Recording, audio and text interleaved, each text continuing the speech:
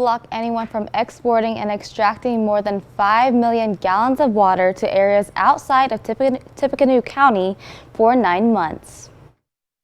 Right now there are no laws on the books whatsoever, and so the moratorium is in place to get us through not only the legislative session but then get us past the enactment date for any legislation that comes out of the State House. The moratorium would be in effect until July 1st of 2024. Commissioner Tom Murtaugh says with home rule, the county would be able to continue blocking the transfer of water if they need to. The moratorium would also include a block on radial collector wells. These wells have radial arms that go out horizontally in all directions, pulling massive amounts of water. Murtaugh says the board wants to make sure state lawmakers are aware of the situation. One, I think it's important for us and our neighboring counties to be unified coalition in helping and making sure our legislators are, one, very aware of the situation, and that they're supportive of this issue.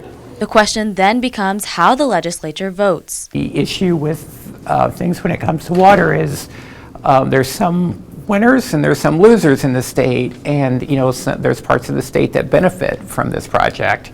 It's unknown if this move will effectively stop the LEAP pipeline project.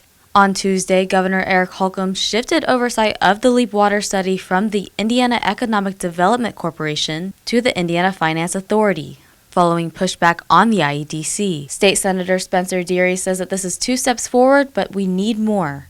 It's important that there's going to be additional monitoring, which was a great part of that announcement, but you typically study things out before you take action. So the next logical step is to take a pause and say we're not going to make any commitments to bring us closer towards the need for a pipeline until we've had these processes and allowed them to play out. Murtaugh wants the project to be paused completely. He says more needs to be done before taking action. Until, one, that study is completely done and has been vetted by a third party to be reviewed, and then also to add a environmental impact component to this as well. Senator Deary is urging the public to keep up the efforts to make it known how much of a concern this is for communities along the Wabash River.